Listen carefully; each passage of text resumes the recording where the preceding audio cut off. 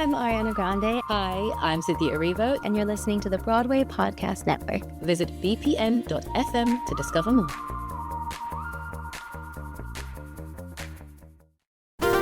There's a cat over here. There's a cat over there. And the wrong one died. And the wrong one died.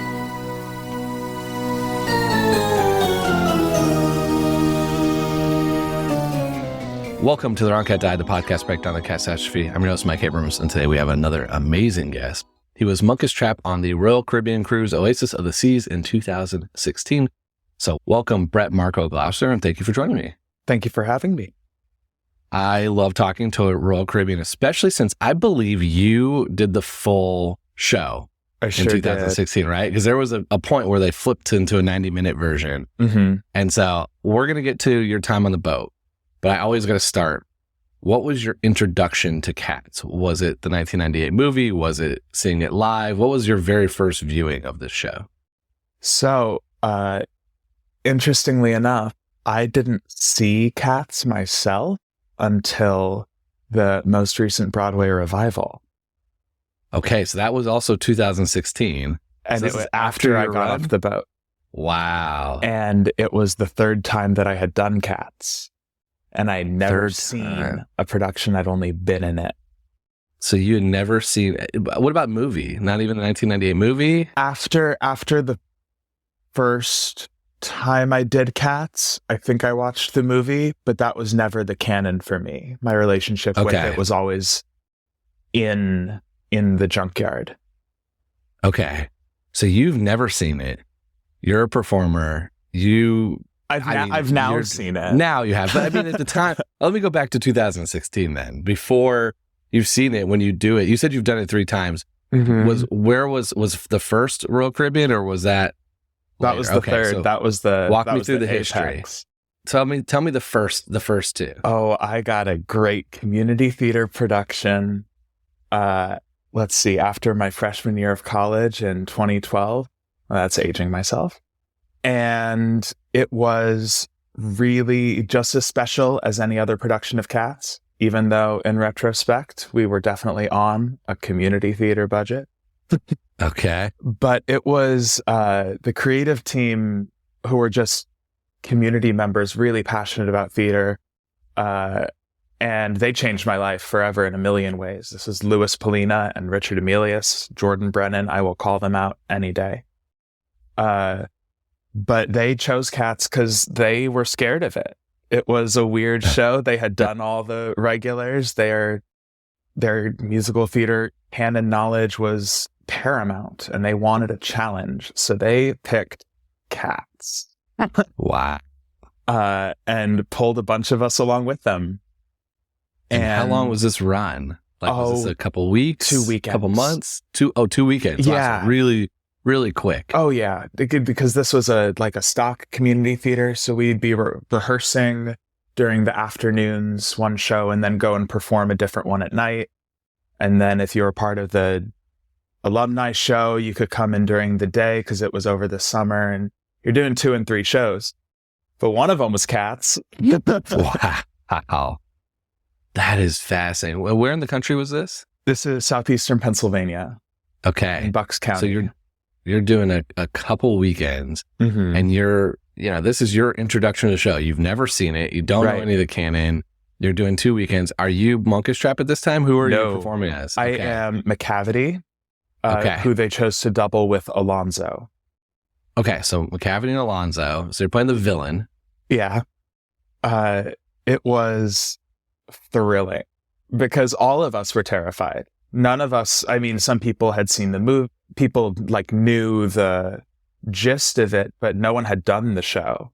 And that's a really rare experience because so often you do the show and it's people's 6th time and they're all very normalized into how to do it. But it was every single one of us were doing it for the first time. That is crazy. So you're doing this. And now in the production of that, you have such a short run. You're doing the rehearsals during the day. You're doing us. How much canon are you given? This is as someone who didn't know the show, doesn't know the plot, did not know the background, probably didn't know McCavity. What are you told? How did you build that character in a 2-weekend type of show? The process was very similar to the subsequent productions. It was directed really well. The gimmick, we were not in a junkyard. We were in an abandoned video arcade. Ooh. It was really fun. So the props were very playful. There was candy around. There were movie theater snacks. It was like very playful. That's so fun. But yeah, we created a lot of the canon ourselves. Of course, there are like the obvious pieces, should we say, that are either directly referenced in the lyrics, or just are a common thread. One that has come up on your podcast before, Demeter was definitely with McCavity at some point in a not so great way. Yeah. And that was part of that. It was a very real production of Cats for being incredibly underfunded with a lot of people who had no idea. Yeah, I always feel like these community theaters, like because it's so short and a show that has so much depth, you always wonder how much depth can you get into in such a short period of time.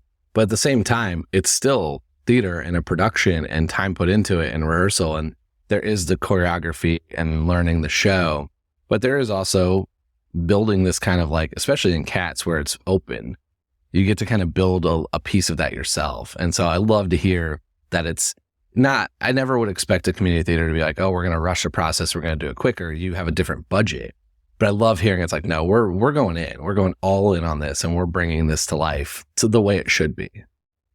And especially a show like Cats, the way that we already all knew each other very well from doing lots of shows the same summer, and we had shows after that, still the summer. The group was really already cohesive. We were already a tribe. Whereas a lot of times you're doing Cats and it's strangers pulled from different corners of the country. Some might know each other, but it's about developing bonds through characters.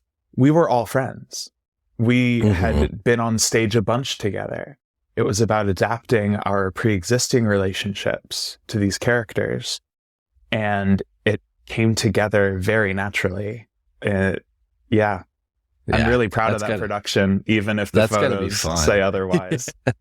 That's also got to be a little fun too, because like since you know each other, it is a show where you're climbing on top of each other, and you have to get really close in a very, unitard, like a very tight outfit.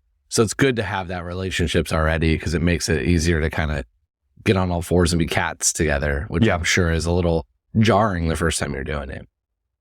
I want to fast forward to number 2. So where's number 2 now?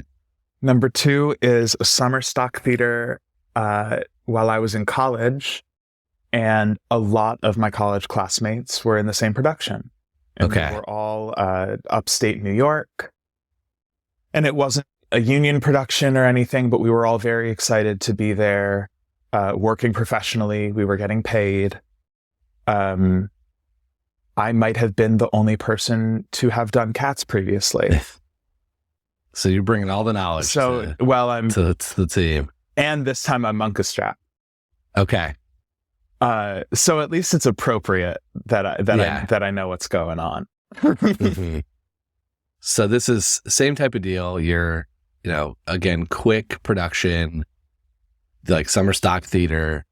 And you are now, and I'm still blown away at this point. You've still never seen it. You've been in it twice, still have never actually seen it on stage or in a theater or on a VHS tape or any form of shot of this play. So no one does it. I mean, I remember a few theaters in this time period were like auditioning, but never at a place that I could like just go see. The VHS is there, but that's not really something that occurs to you. Yeah. If it wasn't part of your childhood, Definitely. And especially once I had a connection with the show, I wasn't super curious for the original interpretation, just because I had my Jellicle tribe. Yeah. You you got the backstory and the history that you had. So you didn't need to go do that essentially as like research for it. Yeah. So the second time I did Cats and I was Munkustrap, it was one of the first times I'd like played a lead in a musical, and I was just terrified in a very ambitious way. And the more I look back on it, it's just, I'm very Munkustrap. Yeah. It fits me very well. Because I was worried about doing it right, and I was worried about doing it justice. And I would get up early and do my research on traditions of storytelling and tribe culture and feline relationships. And I was into the work at this point. Wow. And again, it was creating a tribe with people that I already knew. And some of my closest friends to this day were in that production. And we look back on it and we say, wow, we did Cats. Yeah, a summer stock version in upstate. Like that's, I mean, it has to be an experience. Like it's such already a show that's builds a tribe within the cast. And then you add those layers of being younger and college and friends, and you get to kind of do this weird thing together. I'm sure it feels like you're building even more of a community from that. Yeah. That is super fun. So then how long is that? What year was that? Like how long is that before getting on the boat? That was actually, these are all in increments of 2 years. So the first one was 2012, then 2014, and finally 2016 on the boat. Okay. So it's every 2 year you decide I gotta get back into the Cats world. Yeah. I've taken a few years off now. Okay. Well, you've got a long time before you're ready for Gus, but that's going to be, that's when you revisit this. Okay. So 2016, you now know it's Munkustrap again, and you see this opportunity to go on Royal Caribbean Cruise. Is this something that you were seeking out? Is this something that was just part of an audition process? Like how do you end up in the boat, like cruise theater world? Because it does feel like it's not just doing theater. You got to do a lot of stuff when you're on the boat too. Yeah. I did not know much about ship life. I'd had friends do Disney. I'd had friends of friends do Royal or Norwegian, but even Norwegian then wasn't putting a lot of stock into their book shows. So it was like Royal Caribbean. Yeah. And at the time they were still doing Chicago and Mamma Mia. But Cats was one of their newer shows that they were very proud of, that was prestigious. It was officially licensed by Real Useful Group. The team in London still had to approve us. Yeah. And so it was prestigious.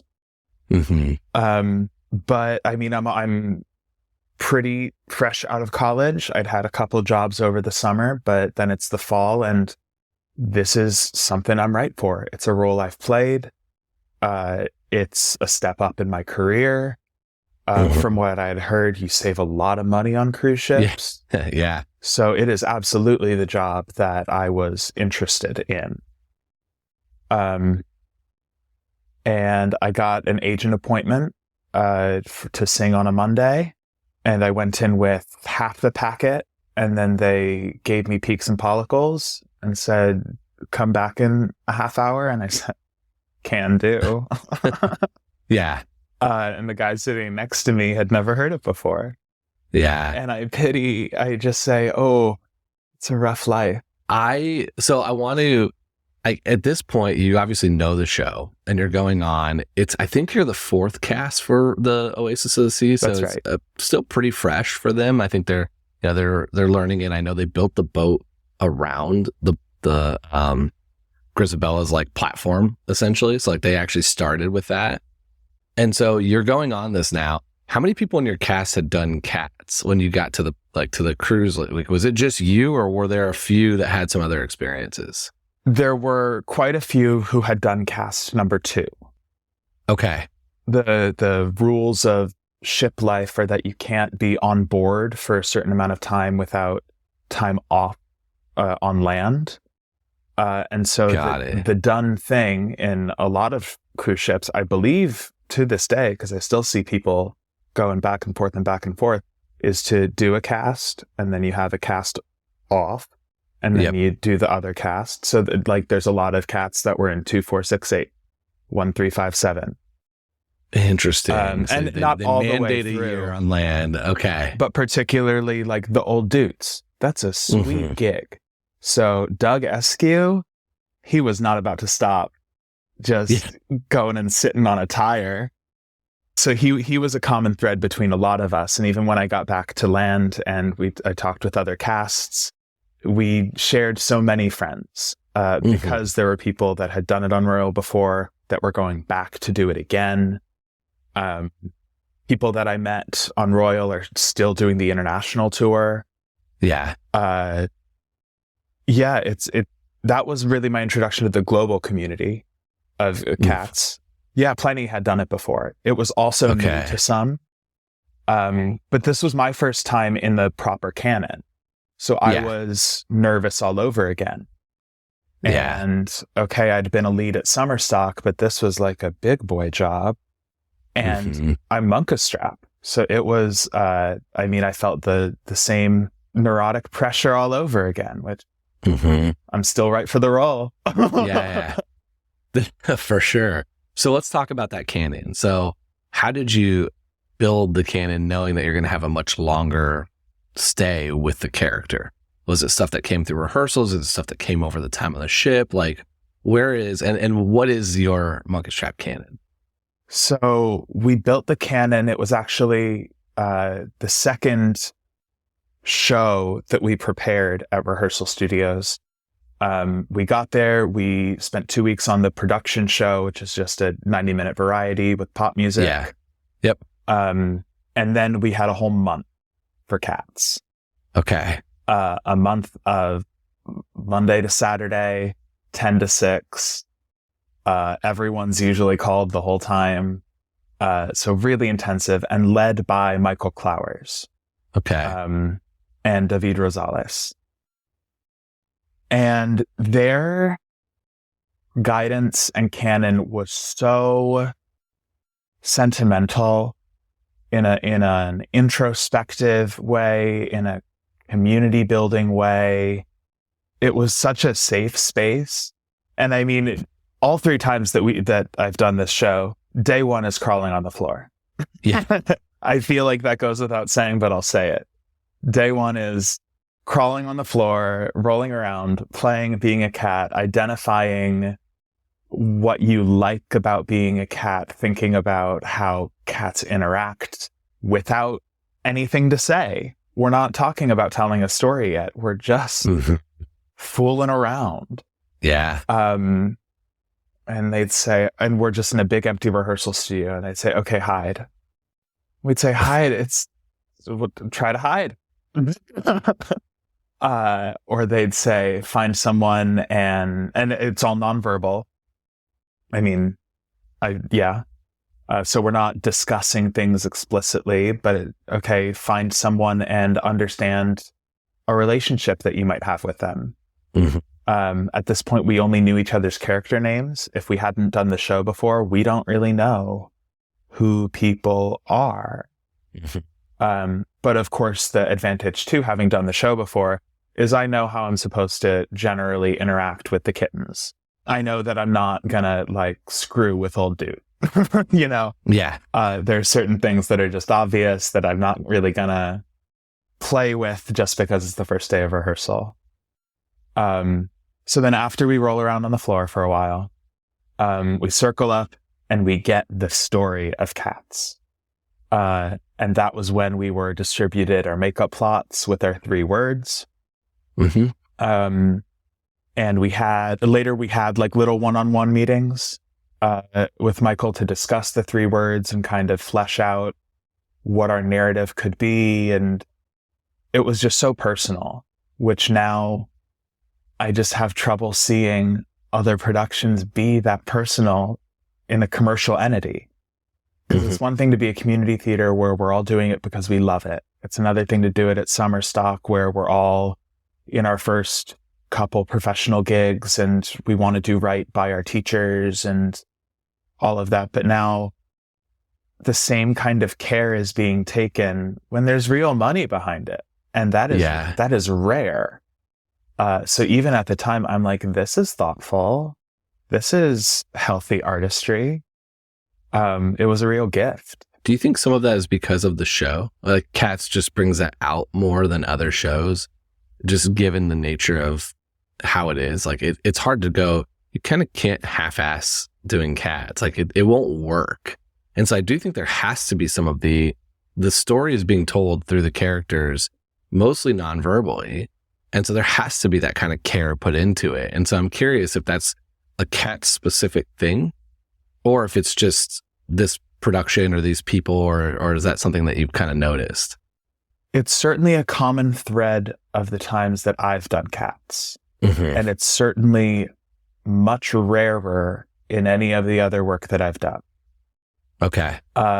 It doesn't mean that there aren't shows that are ensemble driven, mostly nonverbal communication, but I think you're exactly right, is that so much of it is behind the text and interwoven in implications rather than scene work. Yeah. So as someone, before I want to talk about the audiences here in a second, but as someone who's listened to the podcast and is familiar with this show, what are some of the things that you, either theories, canon, or crazy stories that happen that you're like, all right, this needs to be on the record. This needs to be said here today for everyone to hear. Yeah. Listen, a big part of me just needed to come on and defend Munkustrap. All right. He gets a bad rap. You haven't talked to a lot of them. And it's true.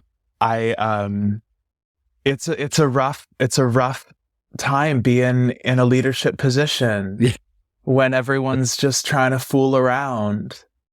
And you talk about herding cats, literally herding cats. And they're all trying to be cats, so they're not trying to be herded. But I have a job to do, and people don't even like me. Yeah. Okay. So this is purely an invitation to come in and say Munkustrap has a following. It is a cat that it does get a lot of hate, but I have some people that this is there are fans that have told me that is their cat, loyal fan base. So it might be a smaller fan base, but it's a loyal group of people. And I appreciate those people. Yeah. Those people are rarely part of the cast. Yeah. Okay. Okay. Just the power dynamics leaves Munkustrap to be so unlikable in comparison. They're supposed to love Tugger. They're supposed to be turned on by McCavity, and they're supposed to worship Old Duke. Munkustrap's just kind of in the middle there and needing to keep everyone under control. They don't want to be under control. It's the most exciting night of the year or of their lives, and they don't want to settle down and do the number I rehearse. Yeah. But I want to do the number I rehearse. Yeah. You're the kid asking, "Oh, you forgot to tell us homework," to the teacher at the end of class, right before the bell rings. You caught me in both my character and my human form. Okay.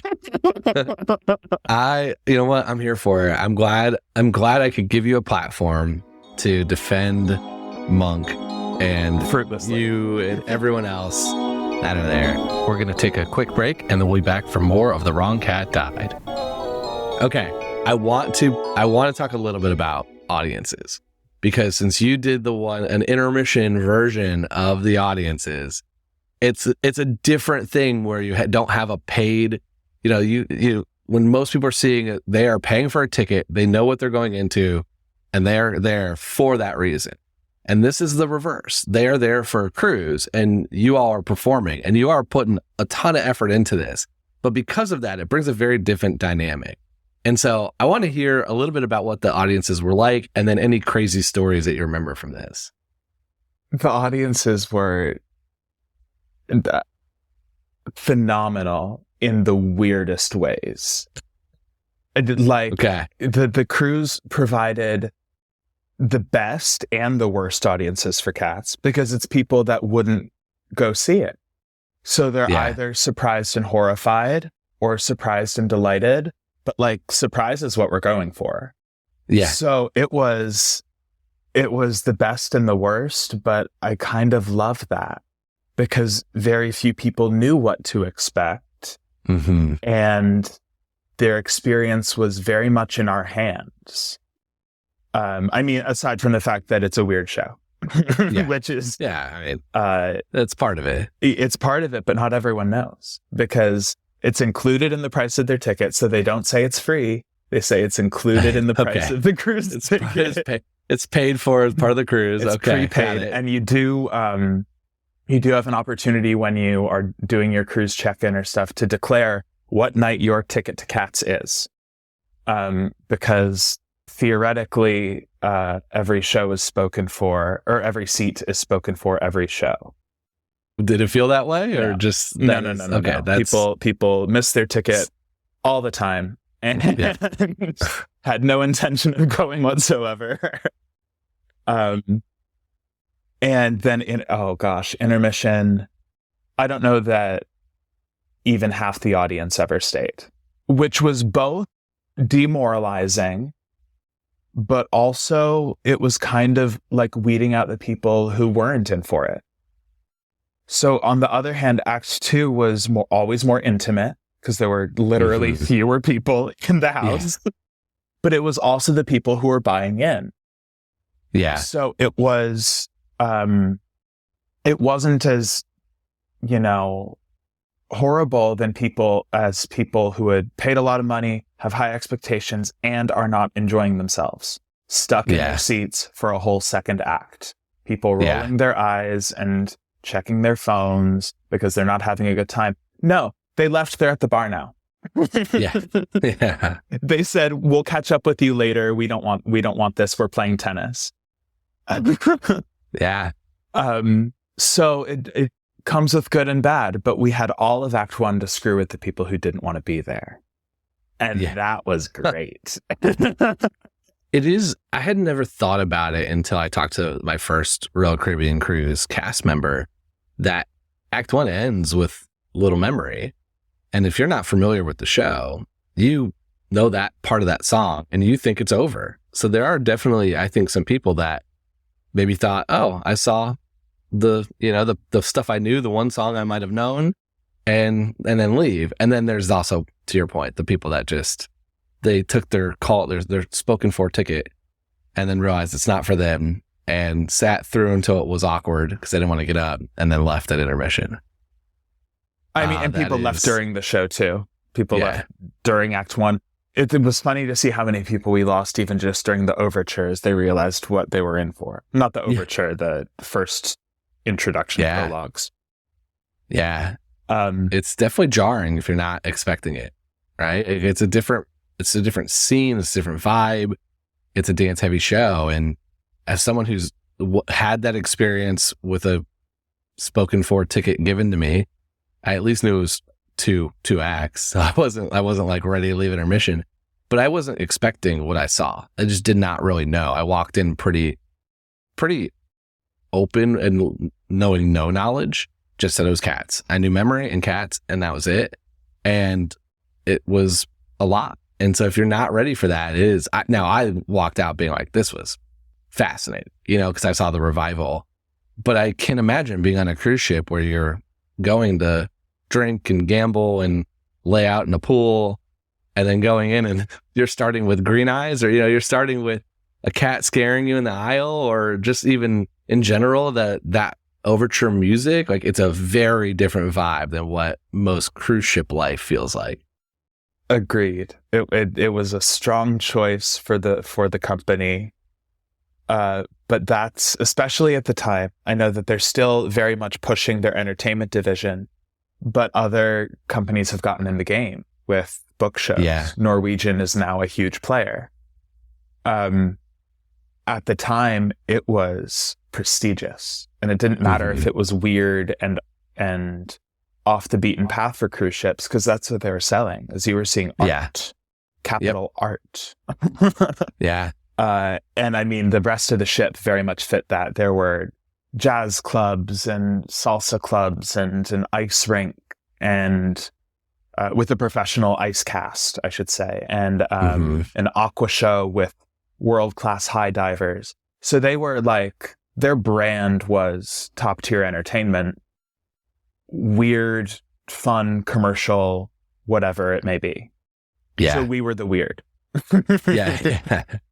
You were it for sure.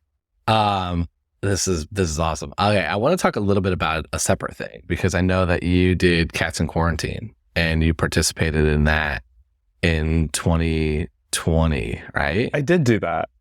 Yeah. Not expecting this question, were you? Okay. No, because it was very random and quick. And I don't know, there might have been one clip of me in the final cut. Okay. Well, I was going to ask, I mean, how did that, like, I remember seeing it. I actually talked to, the people that put it together, but I just remember seeing it when it happened, and I'm like, oh, that's really cool that everyone did it. But it was it was productions from all over, and, showed the depth of the show. And I was still pretty early in this podcast life. So it kind of like, for me, I knew, but it opened my eyes. I'm like, wow, there's that many more productions I hadn't even thought about. And that's not even talking about the summer stocks and the regionals and all that stuff that, I can't find that information. That stuff's not documented anywhere very easily. So I couldn't find your first two versions of it, of Cats. I have your Royal Caribbean. So I just wanted to hear a little bit about how'd that request come to you, and then what was it like filming that and then seeing the output of it? The initial request, it was definitely an email. Okay. I don't know who it would have been from, or maybe it was a post in our Facebook group at the time. Okay. But I was very aware at the time that it was like, we want everyone who's done the canon show. The more the merrier. We're looking to impress by numbers. This is a global phenomenon, and we love to come together as a community and represent that. Over the pandemic, that's exactly what we wanted. That's the hardest part of the uncertainty of that time in the world for us, was if we were ever gonna see our friends again, whether stage performance was gone for a year, 4 years, 10 years. We really didn't know if live performance would be viable in the foreseeable future. So the prospect of joining a community, a far-reaching community with people that we certainly know, because if you're participating, other people who are participating. It was an exciting moment of community at a time when we really needed it. Yeah. Yeah. It was really cool to see the output of it. And I was fascinated by half of me was going, who edited this? Like, this is, because I'm assuming you did a couple pieces, a part of the ball, right? Like, it was, you did a dance number either in your apartment or backyard. And then someone had to time and put that all together. And it was such a cool output. They gave us MP3 tracks. Okay. So they were at least able to sync to that. Yeah. But we were all using the same version of the instrumentals. Wow.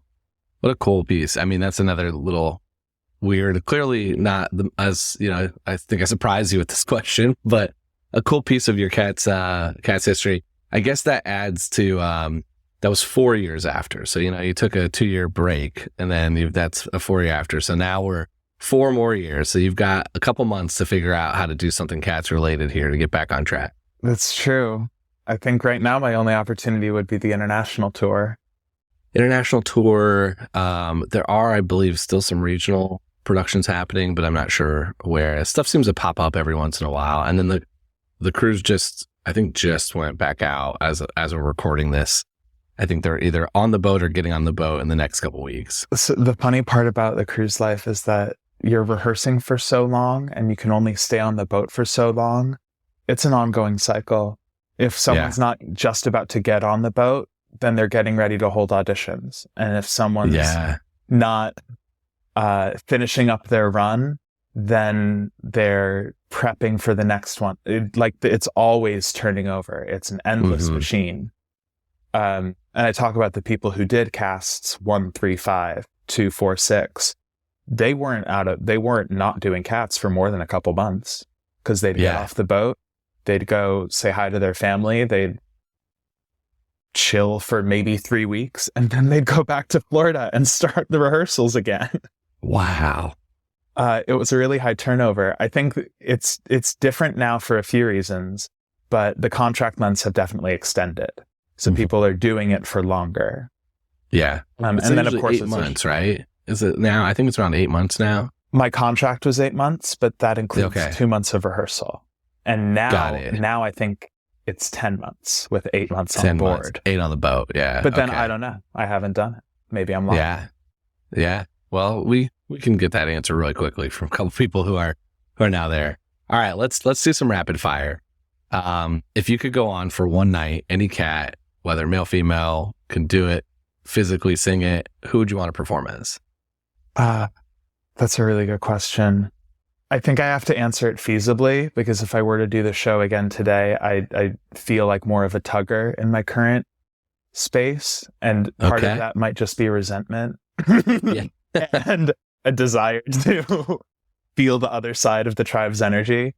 Yeah. But I think I have to say tugger.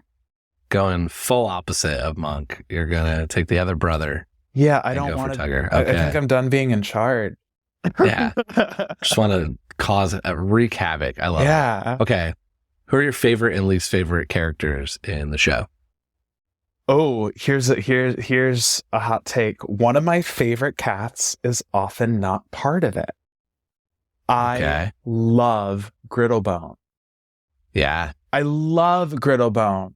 Also Jelly Lorem, but like in that moment, the character Griddlebone is so much fun, and you don't ever really get an explanation of how she came to be. It's like a mysterious cat, but she's so much fun. The role in that scene is just ridiculous. And then she goes away forevermore, never to be heard from again. Yeah. So that's exciting to me, because everyone else, you get a 2.5 hour arc.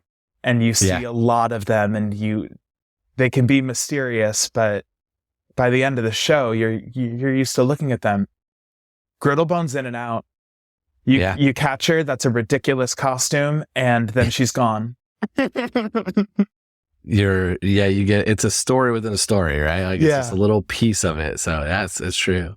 What about least favorite? And this is as me, the actor, rather than as Munkustrap, because I am so used to interpreting the characters only through the character. But objectively, do I dislike any of the cats? No. So let me reframe it. Yeah, please help. You're a family. Yeah. Which is the one that you're like, enough. Ooh. Like, you personally, because you love them all. They're all still your family, but you're just like, oh God, this cat again.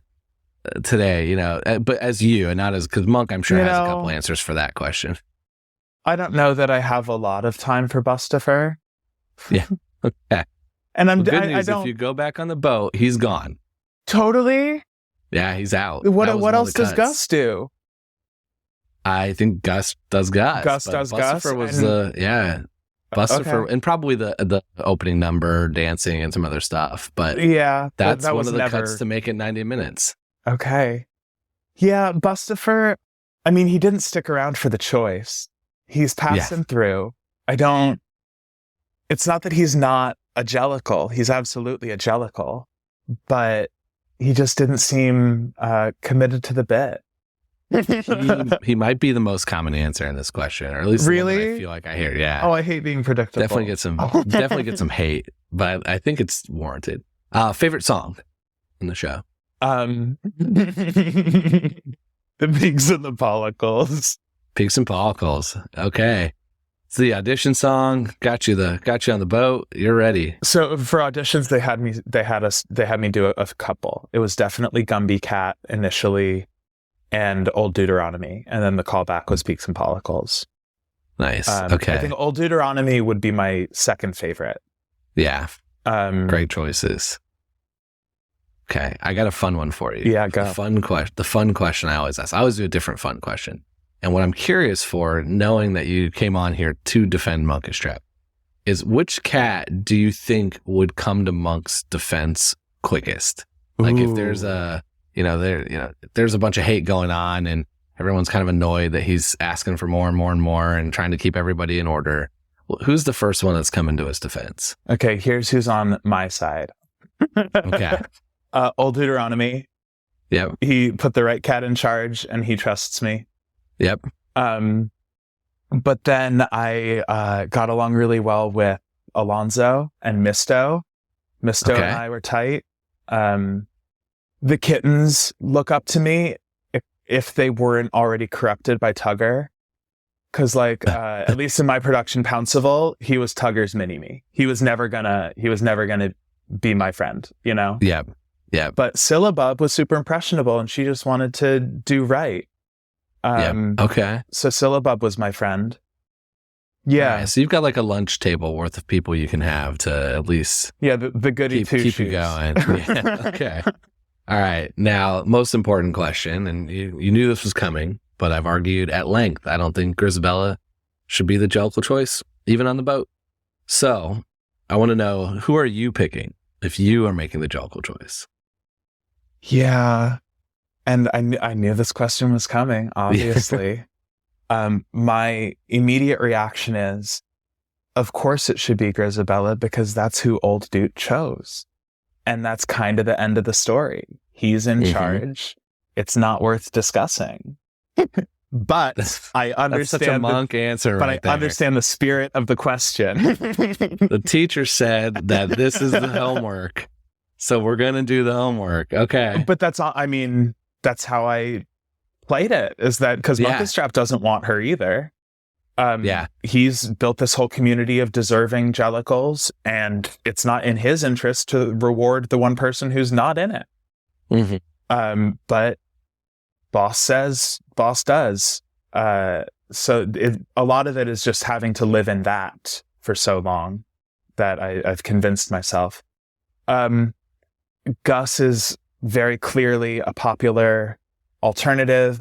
He's falling apart on stage. Please send him off. Yeah. But then I think there are other valid options. I think Jenny Anydots is great. And she puts on a hell of a performance for herself. She has a lot. She's got a track record of accomplishment. She's done a lot in her life. I do think I have to be boring and say Gus. I don't think anything. So I was going to say, what am I putting your vote down as? You're Gus. Gus, okay. Yeah, it's uninteresting, but so much of the text points the audience to expect him. Yeah. And I think that's a reasonable expectation, as he's like limping off stage. He's the only person that needs help to get around. Yeah. Potentially aside from Old Dude. But like his whole character is frailty after magnificence. So you're supposed to want him to receive his dues. Completely. So in some ways, I not to oversimplify the podcast, but I think Gus is the right answer. So Gus is still the number 2 choice. Really? Outside of Grisabella. Grisabella has, at least as of 1 to 50, because I track it every, 50 or so, 25 or 50 or so episodes. Grisabella's like 48, 49%, and then Gus is not far behind her, and then everyone else has a handful of votes. Or not everyone, but a couple cats have some handful of votes, usually for humorous reasons, or like, I want, this is who I played, and I just want to finally defend them. That's kind of the core of it. But it's really a 2-cat race between Grisabella and Gus. Yeah. And I agree that I think it's Gus as a choice. I have a hard time buying that any of the tribe would even consider nominating Grisabella if Old Dude hadn't explicitly pointed his paw and said, Yeah. her. Yeah. So that 49%, I'm not calling bullshit on their ability to designate from cast and actor, but like 0 cats are interested in her winning. 1 cat is interested in her winning. For sure. I think what's fascinating about it is that's the way for 40 plus years this show is in. So the fact that I'm getting close to half voting against her, or really more voting against her, but more like I'm slowly changing the perception to the point where I can maybe get a show where she doesn't win. That's what I'm working towards. I mean, you picked a great topic because it is a contentious resolution. Yeah. It's ripe for change. It's ready. So that's what I'm here for. That's the only reason this podcast still exists, is to put on a production where Gus ascends. Gus or an Edwin Drew style. That's still my dream, is to just have a different cat every night voted on by the audience. That is very sweet. Yeah. I'm not sure that would be really fascinating. Fascinating. I mean, I'm saying it almost every episode now, slowly hoping that the more I say it, the more likely I can manifest it into real life. Well, it's not out of the question from a technological perspective now. I Completely. mean, even when I was on the ship, and on the ship, people don't necessarily have cell service, but vote on your phones. You got 20 options. You can scroll through them. It's easy. The technology is there. It's easy. Yeah. That part's the easy part. And I think the choreography part is pretty easy because you can run the exact same show, and just at the moment where they line up, you just pause for the vote, and then you just got to train everyone on how to get harnessed in, right? Like to go up. And then Grisabella can just take the spot of whoever goes in her place and just joins. I think that is a very viable option. I might have Grisabella peace out. Yeah, okay. She can leave. Yeah, I'm fine with that too. If she's not picked, she's not hanging just to watch someone else win. I don't know. I think that's part of the fun, is that she can still be accepted back into the family, and she can have a year with her children she abandoned and all the other stuff that's happened. Like, let her have her year. She can go next year. I'm fine with her going next year. Okay. You're nicer than I am. Yeah. Monk is done with Grisabella. She abandoned us. She's like totally not as bad as McCavity, but yeah, his empathy is with the tribe and the protection of his friends. I love it. Well, I got another non-Grisabella vote.